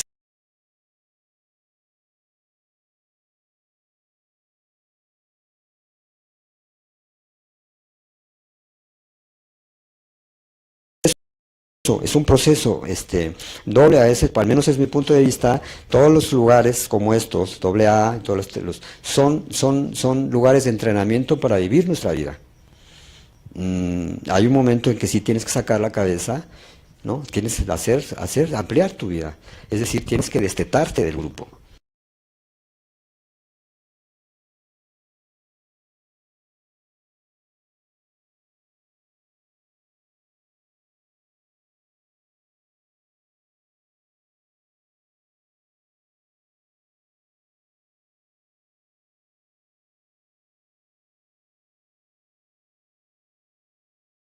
Pero antes de que te vayas, no te ha sido. Ahorita pues para variar, no traigo carro. Y pues digo, ¿no? Ya ves que llegas con un carro decente. Y entonces donde hay pluma, pues pásele, señor. Pero llegas con un carro viejo y te revisan hasta los dientes, ¿no?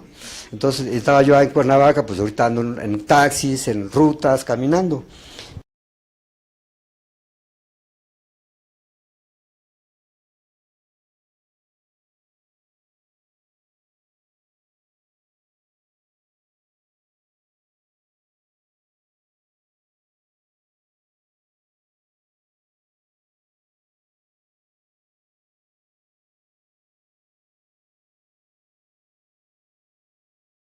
Cañón, porque a ti te está...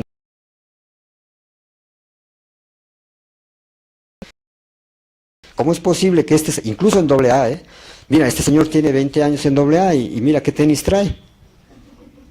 Cuidado con esas apreciaciones, desde mi punto de vista hay que tener mucho cuidado, porque el concepto de éxito existencial hay que diferenciarlo del éxito económico y social. Yo propongo concretamente que aquel que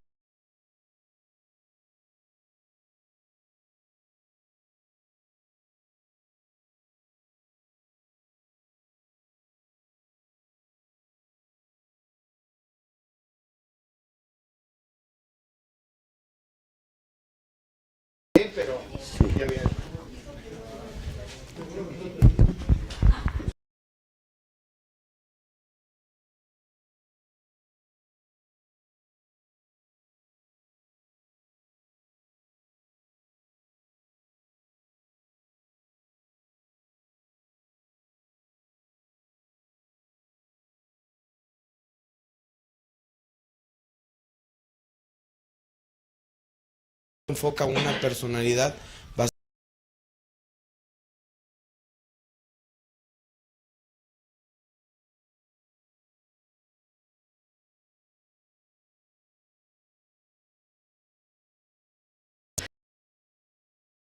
son palabras. La personalidad es nuestra forma en cómo nos relacionamos a través de los personajes. Soy taxista, ¿no? Y soy terapeuta, soy abogado. Cada persona personaje es practicado de una forma individual y esa es la personalidad. Me explico. O sea, un oficio es un personaje, ¿no? Tu taxista, ¿qué oficio tienes? ¿Qué trabajas? Contador. Entonces, el contador es un personaje. Y hay muchos tipos de ser contador, esa es la personalidad. Ahora, la compañía, que es el antídoto frente a la soledad, que es el de los males y de una de las causas del alcoholismo y de todos los agravios humanos, la mayoría. La antítesis, lo contrario de la soledad es la compañía. Entonces la verdadera pregunta es, ¿cómo entablar relaciones genuinas entre nosotros si solamente nos relacionamos desde el ámbito de la personalidad? La respuesta es relacionándonos no desde los personajes, sino como personas al mismo tiempo. Para esto necesito decirte que necesitamos desarrollar una mente para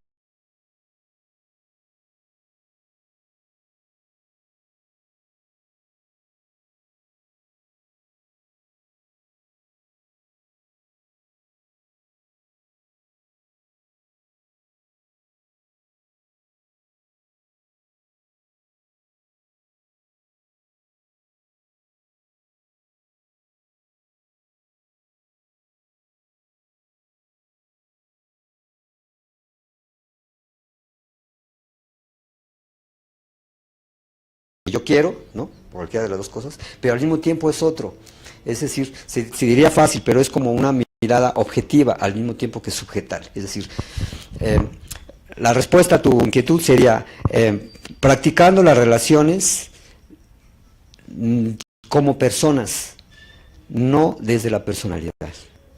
Entablar relaciones genuinas con la gente es mostrarnos lo que aquí se hace. El apapacho, mostrarse sin... ¿Conoces El caballero de la armadura oxidada? El librito, el cuento. O sea, lee ese librito, es un cuentito ahí así. O sea, el que no muestra su fragilidad, el que nada más muestra su personaje, su autoimagen, su personaje, su botarga, decía yo, ¿no? La sociedad nos exige que nos relacionemos con botargas, es decir, con personajes. Y así debe ser, es el mundo del César, dirían los religiosos, al César lo del César, y al ser lo del ser. El César nos exige, ahorita por ejemplo, el personaje que vengo a practicar con ustedes, pues es de la gente que del oficio, que tengo que irradiar seguridad y hablar de lo que ustedes crean o se den cuenta que sé de lo que estoy hablando.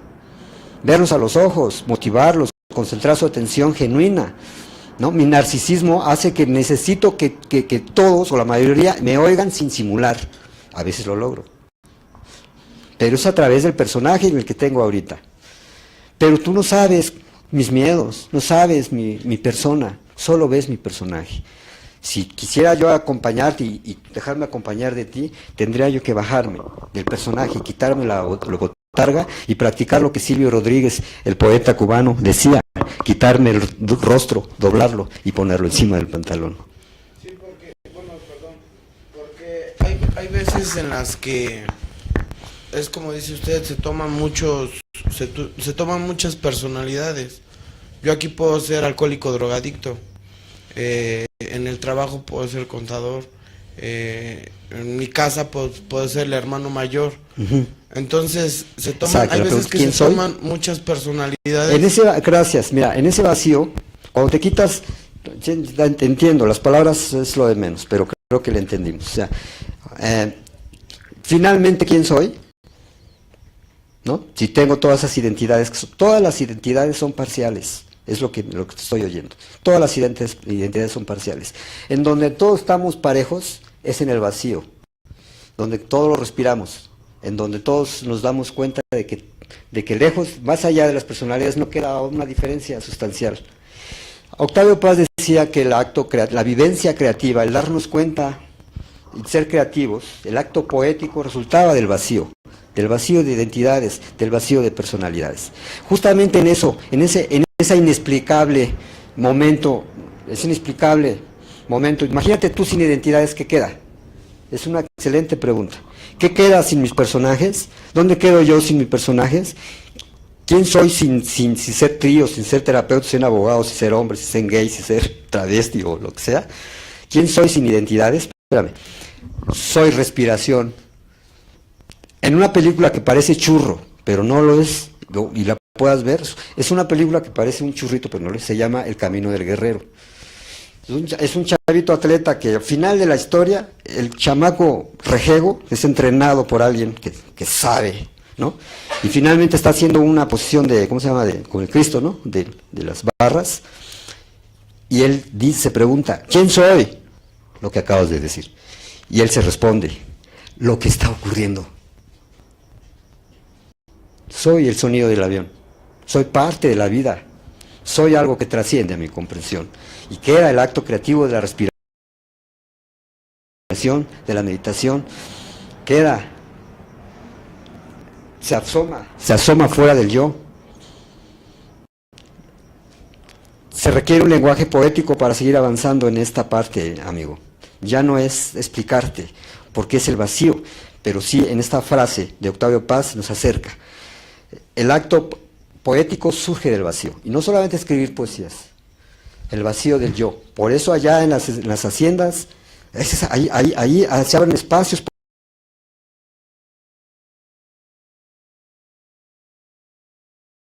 Estrellas y, pues ahí están. Ay, mira, pues,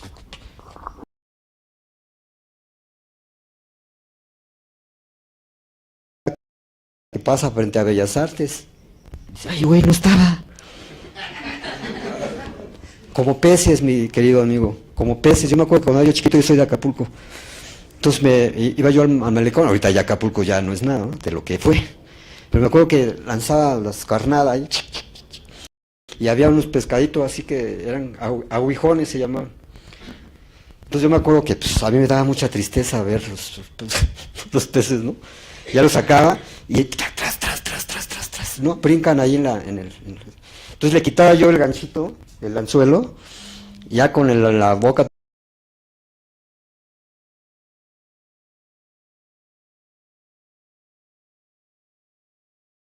fuera del agua, como cuando estás en la hacienda, ¿no? Y entonces cuando regresaba yo al agua, se hacía así. Y muchos años pensé, no en ese momento no, pero ya después recordando esa fotografía de mi corazón, digo, si ese pez fuera como el humano, después del sustote que le hice pasar, regresó al agua y pensaría, chingado, pues ando buscando lo que me rodea.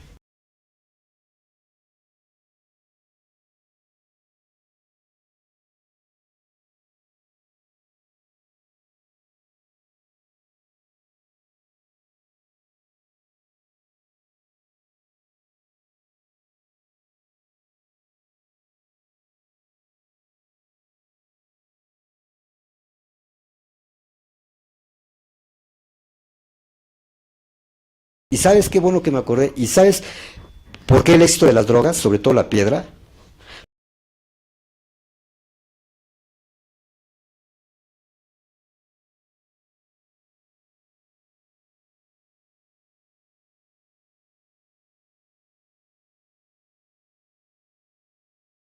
Es un efecto, ¿sí lo conoces? Te sacan el yo.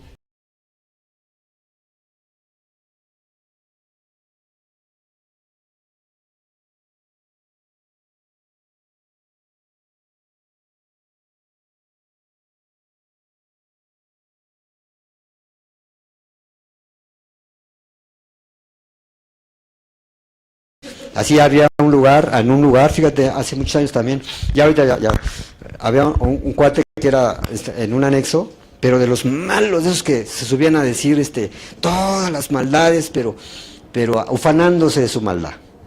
Y grandote y feo el cabrón, ¿no? Entonces a mí a ver usted, o sea que yo fuera su padrino, su asesor, y dije, puta madre, y luego otro. Entonces ya salió ahí al patio del lugar, pero enorme. Entonces dije, siéntate, ya sabes que había no es nada profesional, es centrado me llegaba como por acá, imagina. Y me dice, padrino, me quiero morir. Ya me quiero morir, ya de veras, ya me quiero, de la neta, ya me quiero chingar a su madre, ya quiero morir. Y yo en ese tiempo tenía, pues, un año en esto, ¿no? O sea, estaba yo en esa euforia, dice, pues yo soy el padrino estrella, tengo que decir algo que saque, pues ¿cómo? Y espérame tantito. Y voy a la cafetería, dije, fui por un café, pero en el transcurso dije, ¿qué le digo? ¿Qué le digo? Algo le tengo que decir. Mi protagonismo, ¿no? Pues chinga, pues. Entonces, ya que regreso con el cafecito y que le digo, cierra los ojos, ¿no? Y así ya de mi tamaño, ya sentado, ya cerró los ojos, se lo obedí.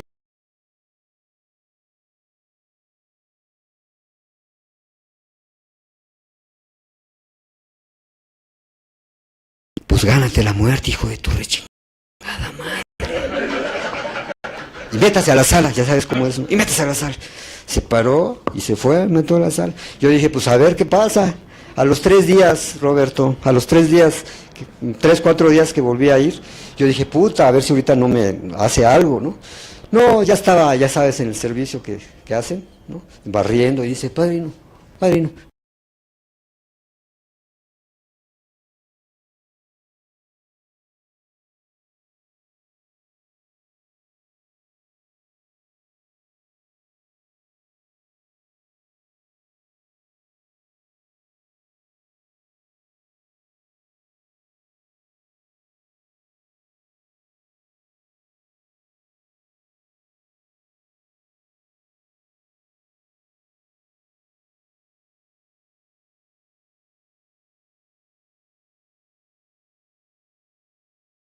no llegan a que, ¿qué quieres? ¿Qué te tomas? Ay, no, yo nada más un pintadito.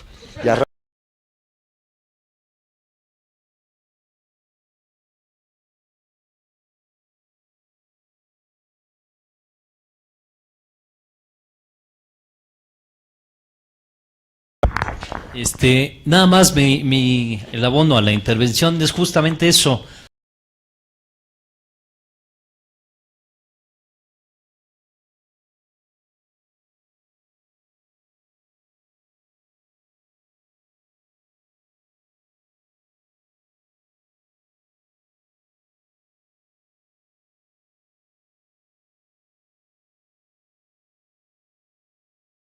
Cumplir al horario, tocar la campana puntualito, mirar el reloj, etcétera. Todo eso nos va dando estructura, y los que nos sirvió en su momento y nos dio la famosa nubecita, que nos trepamos en la nubecita rosa y todo marcha bien, justamente con relación a nuestro concepto de éxito. En ese momento de la nubecita rosa somos exitosos, por lo menos en este ámbito. Obviamente que se tiene que replicar en nuestra vida diaria. Y yo creo que la propuesta sería darnos cuenta en qué momento ya no se está cumpliendo el objetivo de esa estructura que nos ha dado el grupo a través de esos 3 legados: unidad, servicio y recuperación. En qué momento ya no se está cumpliendo el objetivo, pero allá afuera, en nuestra vida diaria. Y yo creo que eso sería una base para pulsar en qué momento estamos practicando y en qué momento ya se nos ha olvidado y hemos vuelto a ese orgullo que no nos lleva a ningún lado. Sí, gracias, doctor. Yo te lo diría en esta siguiente frase, tu inquietud acerca de que te dijeron que de aquí no salieras, ¿no? Por un rato. Una estructura con alma, priorizando constantemente. Una estructura con alma, priorizando constantemente. Si tú tienes una estructura que no te gusta, que no tiene shine, que no tiene brillo, que no tiene alma, serás, como dice Rogers, un autómata eficiente pero angustiado. O sea, una estructura con alma es tener escuela, trabajo, familia, amigos, grupos, pero esa alma, o sea, que te guste, que le encuentres brillo, motivación. Tú puedes hacer lo correcto según quién. Al principio sí es según tu coach, tu padrino, tu terapeuta, tu asesor, porque necesitas una orientación. En el proceso del apadrinamiento no puede ser lo mismo de alguien que acaba de llegar que alguien que lleva un tiempo y ves después. También el padrino tiene que tener el timing y el talento para ir percibiendo el momento del otro, ¿no? Pero entonces, una estructura con alma implicaría eso, que te guste más o menos te guste tu vida, que haya improvisación, que haya reto, que haya pasión, que haya reto, sobre todo reto, ¿no? Y priorizando constantemente. Nos dicen, primero es lo primero, pero ojo, no siempre lo primero es lo mismo, varía con el tiempo y con nuestras circunstancias, ¿no? Gracias. Sí. Compañero, es la última pregunta. Si Por favor, sí. Gracias. Ay. ya no alcanzaste. Referente a la duda que yo tenía de lo que tú de lo que tú dijiste cuando comentaste quién soy yo cuando hablo, Sí. la cuestiona la situación principalmente cuando tú hablas, si estás en un estado subconsciente o consciente, que eso mismo te lleva a tu estado de ser o nerd, que eso mismo te lleva a una situación de que cuando tienes un ser o en la circunstancia de la que tú te encuentras, es como tú hablas o es como tú hoy vengo feliz y quién soy yo, bueno, en mi ser o en mi consciente vengo feliz y es quién soy yo quien hablo.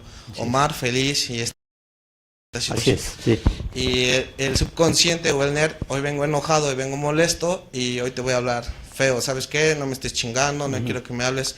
Esa era la duda que referentemente yo tenía hacia quién soy cuando hablo. Sí, por eso se ha inventado el lenguaje científico, el lenguaje terapéutico, en diferentes discursos que pretenden, ¿no?, solventar esa posibilidad, es decir, ser objetivos.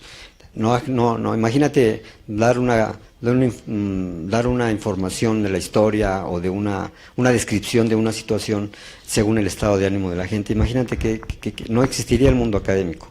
Entonces, tú vas a una universidad, escuchas la información académica independientemente del estado de ánimo del profesor. En eso tienes razón, ¿sí? Entonces, la cuestión de quién es el que habla cuando hablo yo se refiere a eso y a mucho más cosas, ¿no? A mucho más. Por eso, por lo que estás diciendo, incluso es la gran dificultad para transmitir la experiencia, ¿no? La gente, lo que ha dado mucho resultado, y ustedes y yo lo sabemos bien, es hablar de la experiencia propia y soltar para que el otro se identifique o no. Pero la intención de mencionar eso, de quién hablo cuando hablo yo, es para recordar lo que ya todos hemos vivido al estar en estos lugares, que es cuando nos damos cuenta que el otro, cuando habla el otro, está hablando de mí, ¿sí? Es una experiencia egoreductora y nos hace, ni siquiera intelectualmente, ni nos damos cuenta, pero nos hace empezar a sentirnos menos solos, porque el otro está hablando algo que yo he vivido o que yo he sentido. Entonces ese sentimiento de soledad disminuye. Es la gran magia de los grupos de mutua ayuda.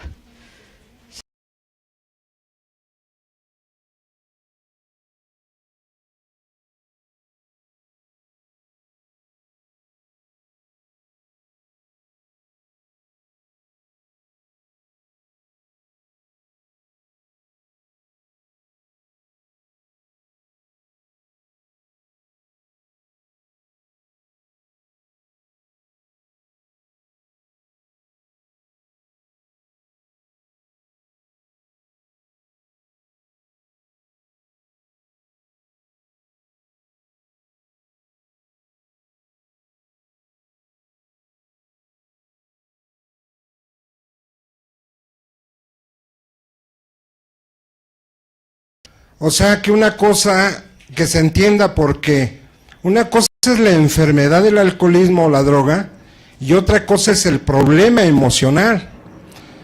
Porque muchos, cuando dan este tipo de pláticas, mucha gente se va con la finta y dice, pues mira, pues dijeron durante un tiempo vamos a estar dentro del grupo y ya me doy de alta yo, ¿no? Y después regresan peor. Entonces, ¿cuál es la parte fundamental en eso? O sea, yo no es torito, está bien, es una aclaración porque sí se ha ido mucha gente a través de que muchos terapeutas dicen, no, tú vive la vida y ve para allá y ve para acá. No, vamos a ver el grado de la enfermedad, ¿no?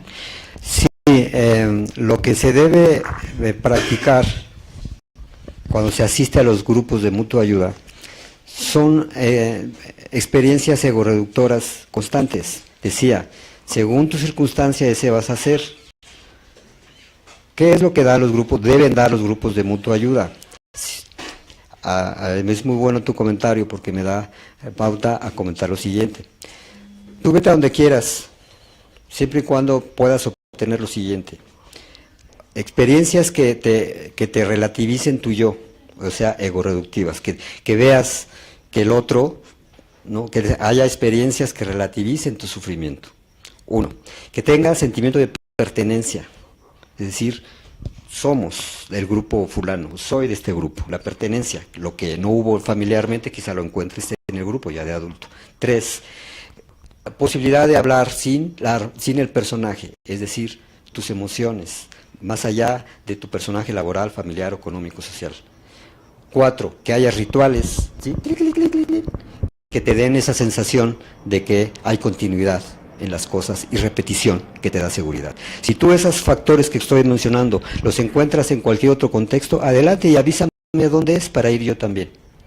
Ahora, el hecho de, el comentario es de no es alejarse, ¿no? De AA, por supuesto que no. Es actualizar tu presencia en AA. Esa es la diferencia. Y mi comentario iba en ese sentido, nada más. Obviamente, ¿no? Esa práctica ego-reductora debería ser, ¿no? Y es que bueno que lo dices porque es una invitación a todos nosotros, ¿no? Para que no se nos olvide nuestra fragilidad. Decía yo, apenas nos reponemos y se nos olvida nuestro tamaño real. Por eso Elis Regina, una cantante brasileña, tú saben que en Brasil la música es poesía. México dicen es color, ¿no? En Brasil es música, Europa es historia, Estados Unidos es eficiencia, y Japón es silencio y sabiduría.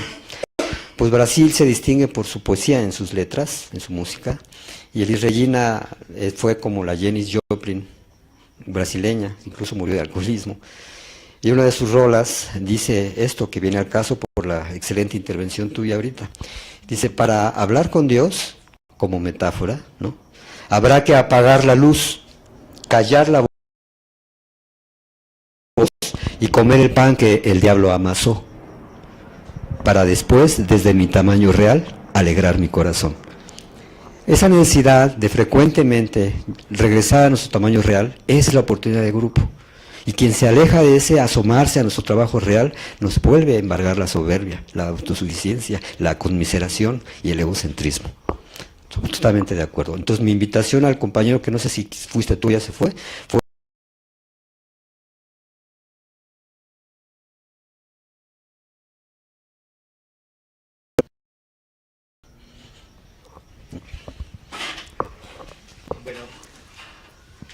ya.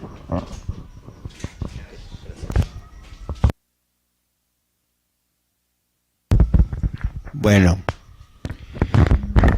pues vemos una reflexión. Yo siempre he dicho que si no hay reflexión, valió un cacahuate la reunión, ¿no? Entonces, generalmente estas exposiciones son para darnos cuenta, ¿no? Esta noche se ha hablado del yo interno, se ha hablado del grupo visto desde otro punto de vista, y yo creo que una de las cosas más importantes de esta personalidad adictiva, porque es una personalidad adictiva, es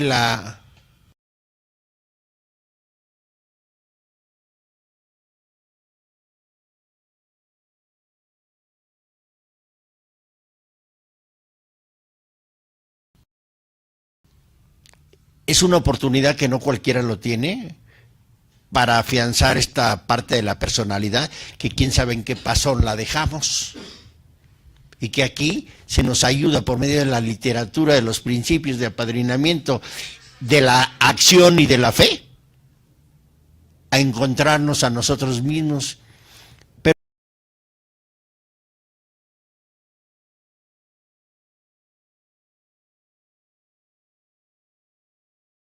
transmitir positivamente este mensaje de vida.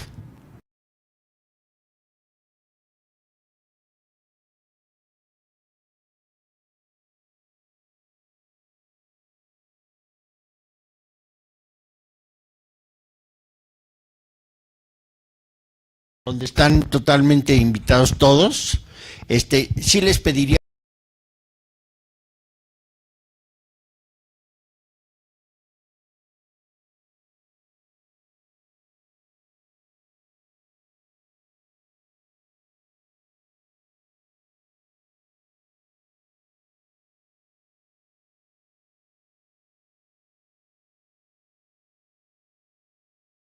yo les pediría por favor que no se vayan.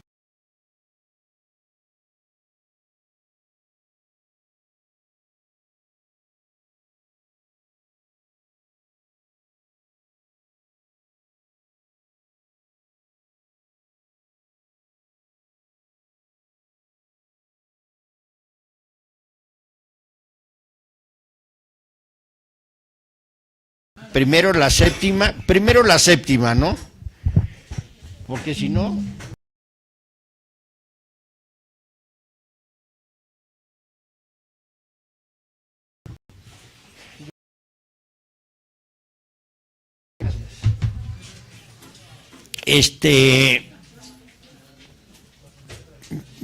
¿Quién va a llevar a cabo la rifa? Bueno.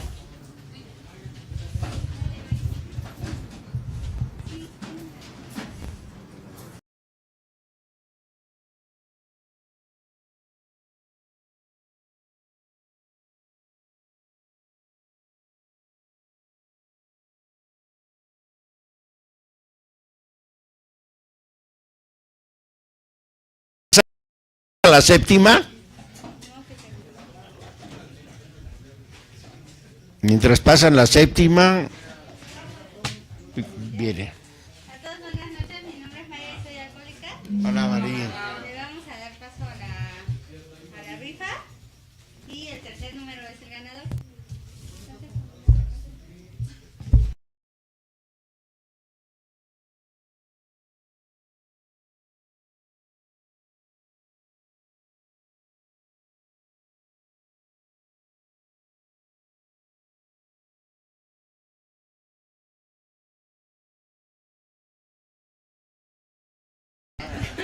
Y ahí viene el